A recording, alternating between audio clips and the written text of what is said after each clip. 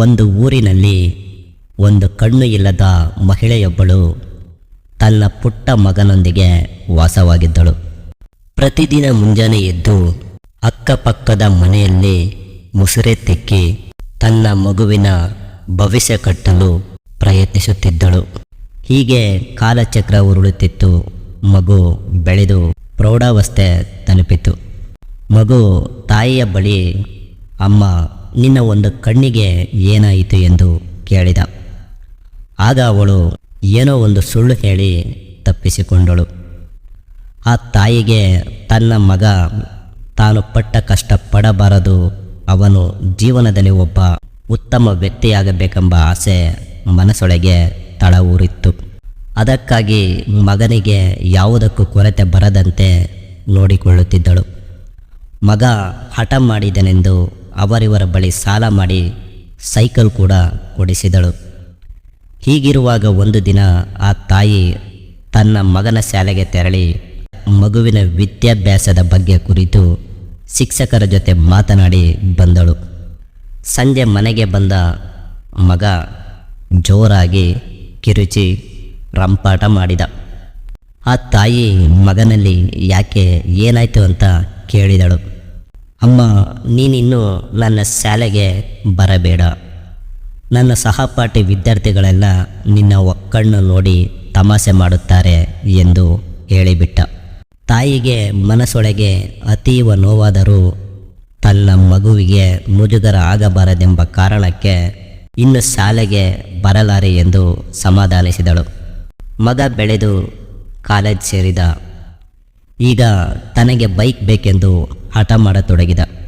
ಕೈಯಲ್ಲಿ ನಯಾ ಪೈಸಾ ಇಲ್ಲದ ತಾಯಿ ತನ್ನ ಕತ್ತಿನಲ್ಲಿದ್ದ ಮಾಂಗಲ್ಯ ಸರವನ್ನು ಮಾರಿ ಮಗನಿಗೊಂದು ಬೈಕ್ ತೆಗೆದುಕೊಟ್ಟಳು. ಮಗ ಕಾಲೇಜ್ ಮುಗಿಸಿ ಒಂದು ಕಂಪನಿಯಲ್ಲಿ ಕೆಲಸಕ್ಕೆ ಸೇರಿದ. ಒಳ್ಳೆಯ ಸಂಬಳ ಕೂಡ ಬರುತ್ತಿತ್ತು. ಇನ್ನು ತನ್ನ ಮಗನಿಗೆ ಮದುವೆ ಮಾಡಿಸಿ ತನ್ನ ಕರ್ತವ್ಯದಿಂದ ಮುಕ್ತಿ ಪಡೆಯಬೇಕೆಂದು ಅಂದುಕೊಂಡಳು. ಅದೇ ರಾತ್ರಿ ಮನೆಗೆ ಬಂದ ಮಗನೊಡನೆ ಈ ವಿಚಾರ ಮಾತನಾಡಿದಳು. ಆಗ ಮಗ ತಾನು ತನ್ನ ಕಂಪನಿಯಲ್ಲಿ ಕೆಲಸ ಮಾಡುವ ಯುವತಿಯೊಬ್ಬಳನ್ನು ಪ್ರೀತಿಸುವುದಾಗಿಯೂ ಅವಳನ್ನೇ ಮದುವೆಯಾಗುವುದಾಗಿಯೂ ಹೇಳಿಬಿಟ್ಟ. ಸರಿ, ವಯಸ್ಸಿಗೆ ಬಂದ ಮಗನಿಗೆ ಎದುರು ಮಾತನಾಡಿ ಮನಸ್ಸು ನೋಯಿಸುವುದು ಬೇಡವೆಂದು ಅದಕ್ಕೂ ಒಪ್ಪಿಗೆ ನೀಡಿದಳು. ಮಗನ ಇಚ್ಛೆಯಂತೆ ಅದೇ ಹುಡುಗಿ ಜೊತೆ ಮದುವೆ ನಡೆಯಿತು.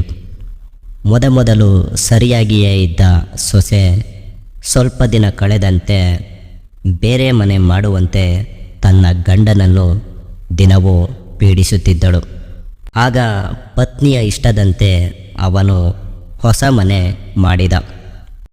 ಅವಳಿಗೆ ತನ್ನ ಒಕ್ಕಳ್ಳ ಅತ್ತೆ ಗಂಡ ಹೆಂಡತಿ ಜೊತೆ ಇರುವುದು ಸರಿ ತೋರಲಿಲ್ಲ. ಮತ್ತೆ ತನ್ನ ಗಂಡನ ತಲೆಗೆ ಹುಳ ಬಿಟ್ಟಳು. ಒಂದು ದಿನ ಮಗ ನೆಪವೊಂದನ್ನು ಹೇಳಿ ತಾಯಿಯ ವಾಸ್ತವ್ಯವನ್ನು ಹಳೆ ಮನೆಗೆ ವರ್ಗಾಯಿಸಿಬಿಟ್ಟ. ಈಗಂತೂ ಆ ತಾಯಿ ಸಂಪೂರ್ಣ ಕುಸಿದೇ ಹೋದಳು. ಮಗನ ಬೇಕು ಬೇಡವನ್ನೆಲ್ಲ ಪೂರೈಸುವ ಭರದಲ್ಲಿ ನಯಾ ಪೈಸೆಯೂ ಕೂಡಿಟ್ಟಿರಲಿಲ್ಲ. ಮೊದಮೊದಲು ಪ್ರತಿ ವಾರವೂ ಬಂದು ಒಂದಿಷ್ಟು ಹಣ ನೀಡಿ ಹೋಗುತ್ತಿದ್ದ ಮಗ ಇತ್ತೀಚೆಗೆ ಬರುವುದು ಅಪರೂಪವಾಗಿ ಬಿಟ್ಟಿತು. ಆ ತಾಯಿಗೆ ಒಂದು ಹೊತ್ತಿನ ಊಟಕ್ಕೂ ಮಗನ ಹಾದಿ ಕಾಯುವ ಸ್ಥಿತಿ ಬಂದಿತು. ಒಂದು ದಿನ ನೇರವಾಗಿ ಮಗನ ಮನೆಗೆ ಬಂದ ತಾಯಿಗೆ ಸೊಸೆಯ ಚುಚ್ಚು ಮಾತು ಅಪಮಾನವೇ ಬಹುಮಾನವಾಗಿತ್ತು. ಮನನೊಂದ ತಾಯಿ ಉಪವಾಸ ಸತ್ತರೂ ಚಿಂತೆಯಿಲ್ಲ, ಮಗನ ಮನೆಗೆ ಮತ್ತೆಂದು ಕಾಲಿಡಲಾರೆ ಎಂದು ಮನಸ್ಸಿನಲ್ಲೇ ದೃಢ ಸಂಕಲ್ಪ ಮಾಡಿದಳು. ನೇರವಾಗಿ ಮನೆಗೆ ಬಂದವಳೆ ವಿಪರೀತ ಜ್ವರದಿಂದ ಹಾಸಿಗೆ ಹಿಡಿದು ಬಿಟ್ಟಳು. ಮಗನಿಗೆ ಸೂಜಿ ಮುನೆಯಷ್ಟು ನೋವಾಗಬಾರದೆಂದು ತನ್ನ ಹೃದಯದೊಳಗೆ ಕಾಪಾಡಿದ ತಾಯಿ ದಿನ ಕಳೆದಂತೆ ಹಾಸಿಗೆ ಬಿಟ್ಟು ಏಳಲಾರದ ಸ್ಥಿತಿಗೆ ತಲುಪಿದಳು. ಒಂದು ದಿನ ಆಫೀಸ್ನಲ್ಲಿದ್ದ ಮಗನಿಗೆ ಕರೆಯೊಂದು ಬಂತು. ನಿನ್ನ ತಾಯಿ ಇಂದು ಮುಂಜಾನೆ ತೀರಿ ಹೋದರು, ಅವರ ಚಿತೆಗೆ ಬೆಂಕಿ ಇಡುವುದಕ್ಕಾದರೂ ಬಾ ಎಂದು ಹೇಳಿದರು. ಆಗ ಅವನು ಸರಿ, ಮುಂದೆಂದು ಆ ಮುದುಕಿಯ ಕಾಟ ಇಲ್ಲವಲ್ಲ ಎಂದು ಎದ್ದು ನೇರವಾಗಿ ತಾಯಿಯ ಮನೆಗೆ ಹೋದ. ಹೋಗಿ ತಾಯಿಯ ಶವ ನೋಡುತ್ತಾನೆ. ಇವಳೇನ ನನ್ನ ಹೆತ್ತ ತಾಯಿ ಎಂಬ ಸ್ಥಿತಿಗೆ ತಲುಪಿತ್ತು ಆ ತಾಯಿಯ ಮೃತದೇಹ. ಶವದ ಕಣ್ಣಂಚಲ್ಲಿ ಇನ್ನೂ ನೀರಿತ್ತು.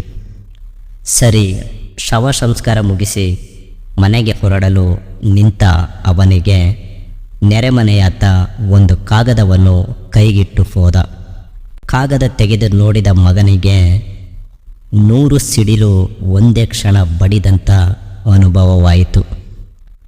ಆ ಕಾಗದದಲ್ಲಿ ಹೀಗೆ ಬರೆದಿತ್ತು: ಮಗನೇ, ನಾನಿನ್ನು ಹೋಗುತ್ತೇನೆ, ಆದರೆ ನನ್ನ ಒಂದು ಕಣ್ಣು ಏನಾಯಿತು ಎಂದು ಚಿಕ್ಕವನಿದ್ದಾಗ ನೀನು ಕೇಳುತ್ತಿದ್ದೆ.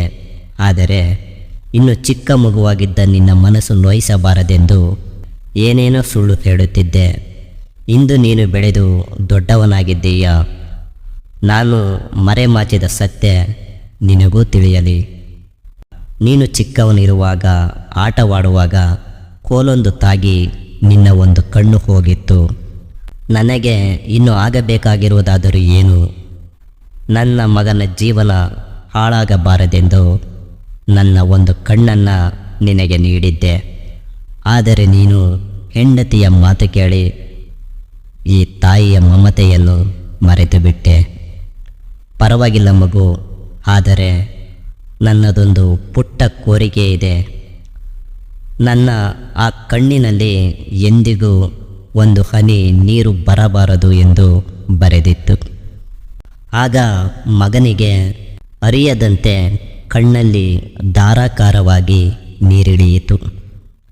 ದಗದಗನೆ ಉರಿಯುವ ತಾಯಿಯ ಚಿತೆಯನ್ನೇ ನೋಡುತ್ತಾ ನಿಂತ. ಮಗನಿಗೆ ತಾಯಿಯ ಕಾಲ ಕೆಳಗೆ ಬಿದ್ದು ಅಳಬೇಕೆನಿಸಿತು. ಆದರೆ ಕಾಲ ಮೀರಿ ಹೋಗಿತ್ತು. ಆ ಮಹಾದಾನಿ ತಾಯಿ ಈ ಭೂಮಿಯಿಂದ ಬಹು ದೂರ ಸಾಗಿ ಗಗನದಲ್ಲಿ ಮಿನುಗುವ ತಾರೆಯಾಗಿದ್ದಳು. ಪ್ರೀತಿಯ ವೀಕ್ಷಕರೇ, ತಾಯಿ ಎಂಬ 2 ಪದದಲ್ಲಿ ಅಸಾಧ್ಯವಾದ ತ್ಯಾಗವಿದೆ, ನೋವಿದೆ.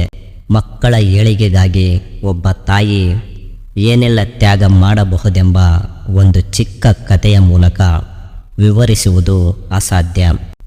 ತಾಯಿ ಎಂದರೆ ಅದು ದೇವರ ಪ್ರತಿರೂಪ ಅಲ್ಲವೇ?